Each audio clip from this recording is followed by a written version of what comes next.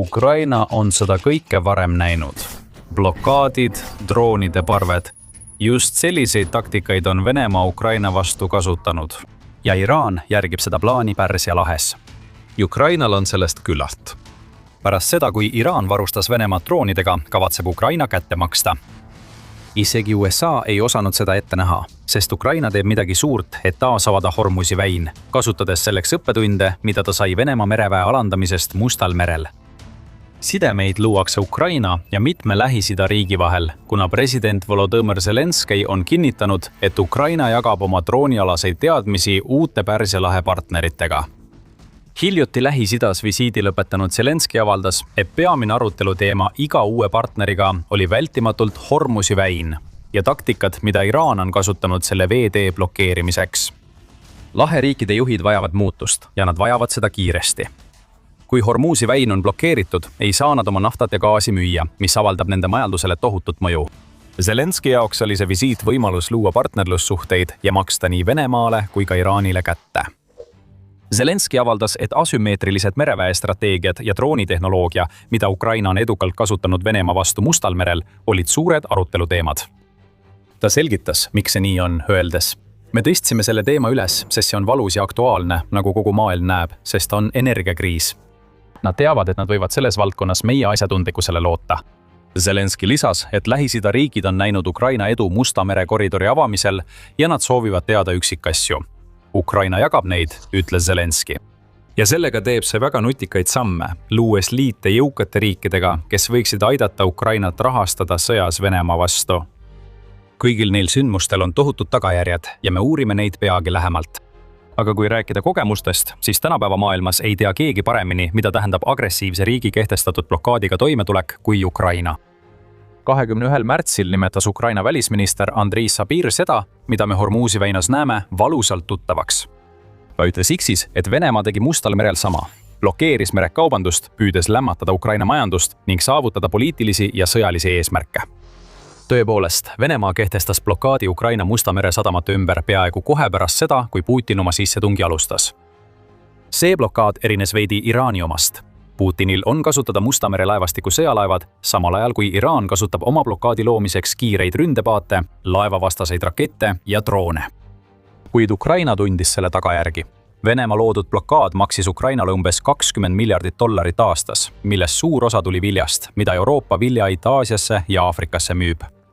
Kuid Ukraina leidis lahenduse. Kasutades ballistilisi rakette nagu Storm Shadow, hakkas Ukraina ründama Venemaa suuremaid sõjalaevu. Meredroonide nagu Magura ja Sea Baby arendamine võimandas Ukrainal korraldada sihitud rünnakuid Vene laevadele sadamas ja Mustal merel. Ukraina pidev uuenduslikkus tähendab, et need droonid on arenenud nii kaugele, et suudavad isegi kanda rakette ja FPV-droone. Aeglaselt, kuid kindlalt vähendas Ukraina Venemaa kohalolekut Mustal merel. Laevastik, mida Putini sissetungi alguses nii väga kardeti, vähenes 1/3 võrra. Venemaa sõjalaevad on peamiselt Mustalt merelt taandunud Ukraina pideva droonistrateegia ohu tõttu.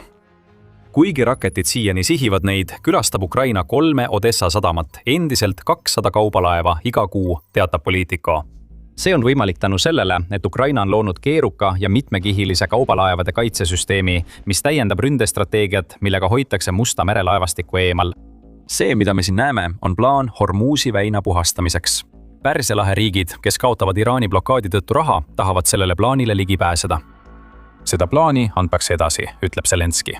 Zelenskõi visiidi käigus Lähis-Idasse on sõlmitud hulk relvalepinguid, millest enamik näeb ette, et Ukraina varustab relvade ja kaitsetehnoloogiaga, mille ta töötas välja Venemaa Musta mere blokaadi ja drooniparvede vastu võitlemiseks. Ukraina president rõhutas, kui oluline see on, öeldes: kõik kokkulepped, mis saavad juriidilise vormi, on meie riigi jaoks äärmiselt tähtsad.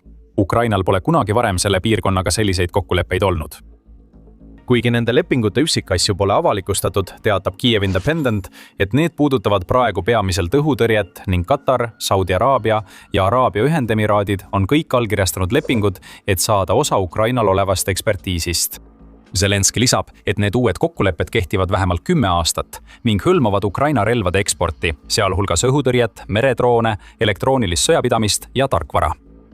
Oma poolt maksavad Pärsia lahe riigid nende uute relvade eest vähemalt osaliselt energiatarnetega. võime eeldada, et kaasatud on ka rahaline komponent, mis annab Ukrainale suure tõuke ajal, mil selle majandus on Venemaa lakkamatute rünnakute all tugeva surve all. ainult relvasüsteemide andmisest ei piisa Ukraina uutele partneritele. Nad vajavad väljaõpet tehnikate ja taktikate osas, mis on vajalikud nende süsteemide võimalikult tõhusaks kasutamiseks ohu vastu, mida Iraan Hormuzi väinas kujutab. Ukraina on selle eest juba hoolitsenud. Ukraina ekspertgrupid on juba reisinud Lähis-Idasse, et jagada oma teadmisi Pärsia lahe riikidega, kellest on saanud Ukraina uued partnerid. Nende riikide juhid koos sõjaväelastega on tänulikud, et nad on selle kogemuse saanud, ütleb Zelenski. Nad peaksidki olema. Hormuzi väin on Pärsia lahe riikidele tõeline probleem.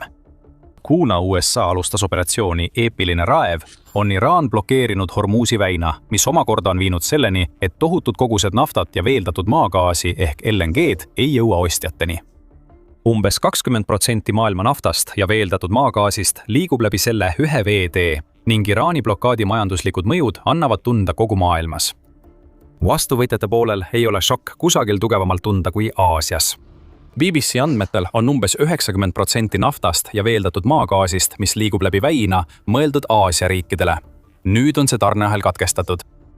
Isegi sellised riigid nagu Hiina, kellel on selliste olukordade jaoks kogutud 3 kuu varud, tunnevad seda valu. Kodanikud on silmitsi 20% kütuse hinna tõusuga ning Hiina kogutud varud kestavad vaid teatud aja. Filipiinidel on välja kuulutatud riiklik energia hädaolukord, kuna kütusehindade tõusu tõttu on mõnede inimeste päevapalgad järsult langenud. Indial on omapärasem probleem. 400 000 selle riigi kodanikku töötab keraamikatööstuses, mis on sunnitud olnud kuu aega suletud olema, kuna Hormuzi väina blokaadi lõppemisest pole mingeid märke. Ühel hetkel jõudis nafta hind $119 barreli kohta, teatab NBC News.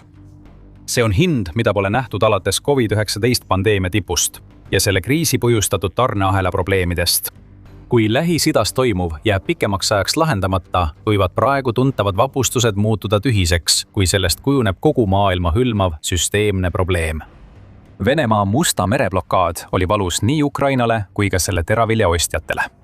See, mida me näeme Hormuzi väinas, suurendab seda valu ülemaailmsele tasemele, kuna maailma majandus kõigub hävingu äärel. Ja kõige selle epitsentris on Pärsia lahe riigid, kes teevad nüüd Ukrainaga nii tihedat koostööd.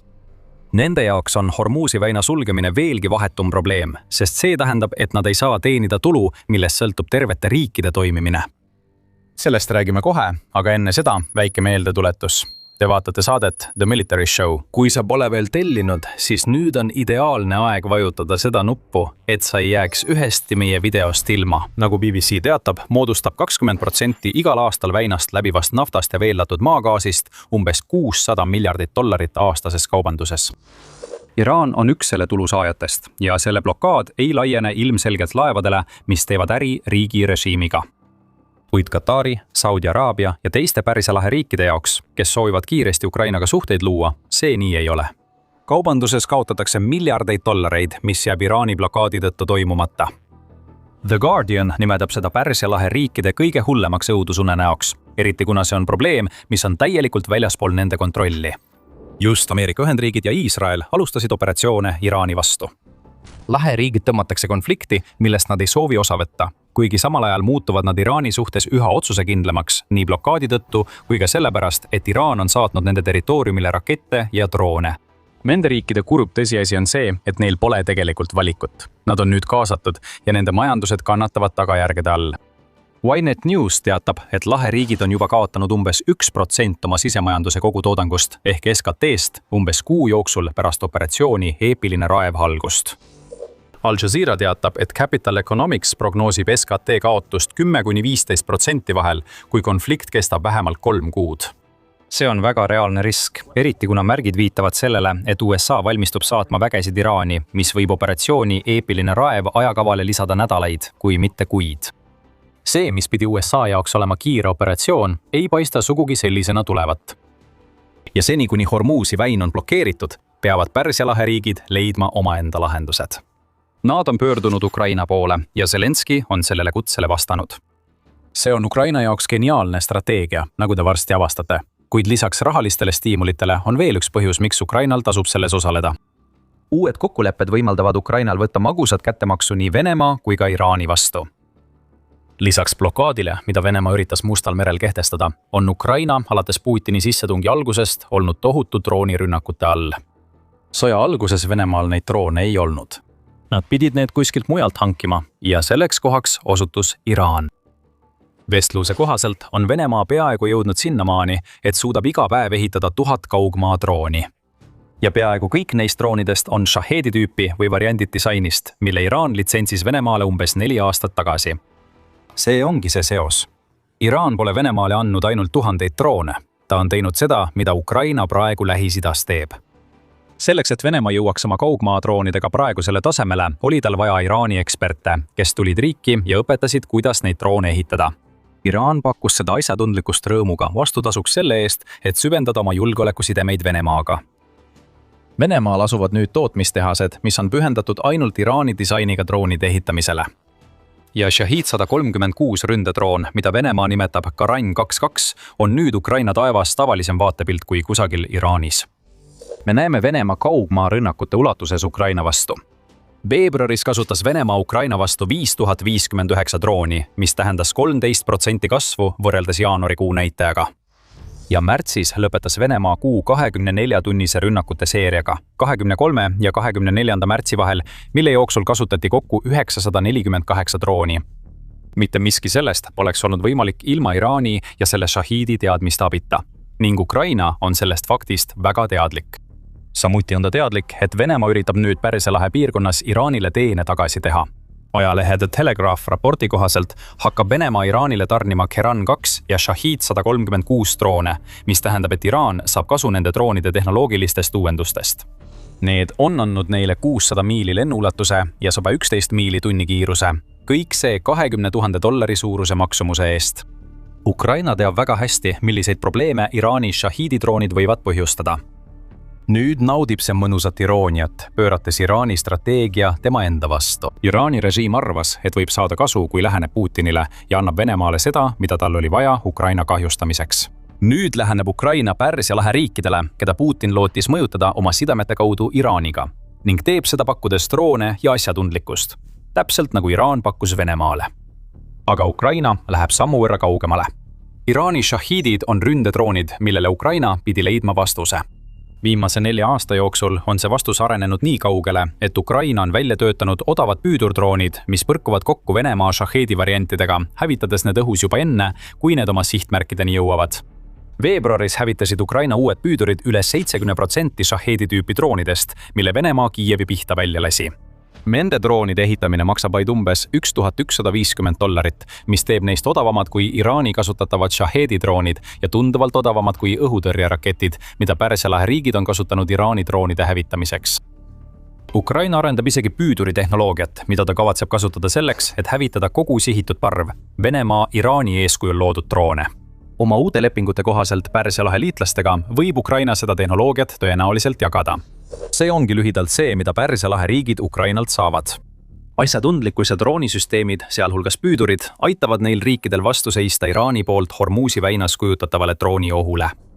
Kui Ukraina hakkab jagama ka oma meredroonide, näiteks Sea Baby jooniseid, saavad Pärsia lahe riigid kulutõhusaid relvi, mida nad saavad kasutada Iraani kiirkaatrite vastu väinas. Kui kõik see ühendada Ukraina loodud Musta mere strateegiaga, mis hõlmab ka varem mainitud kihilise kaitse loomist tankerite rünnakute eest kaitsmiseks, saavad Pärsia lahe riigid veelgi tõhusama kaitse. Ja Pärsia lahe riigid saavad valmis strateegia, mis pakub asümmeetrilist vastust Iraani taktikale ajal, kui USA püüab Hormuzi väina probleemi lahendada toore jõuga. USA ei oodanud midagi sellist.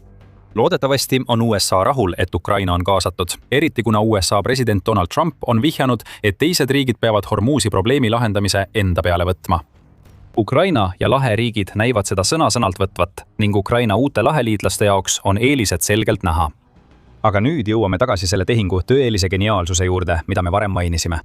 Lähiajal näeme, kuidas Ukraina droonitehnoloogia ja ekspertiis liigub lahepiirkonda, et vastata Iraani Hormuzi väina ohule. Aga pidage meeles, mida me teile varem ütlesime. Zelenski ütleb, et lepingud, millele ta alla kirjutab, kestavad 10 aastat.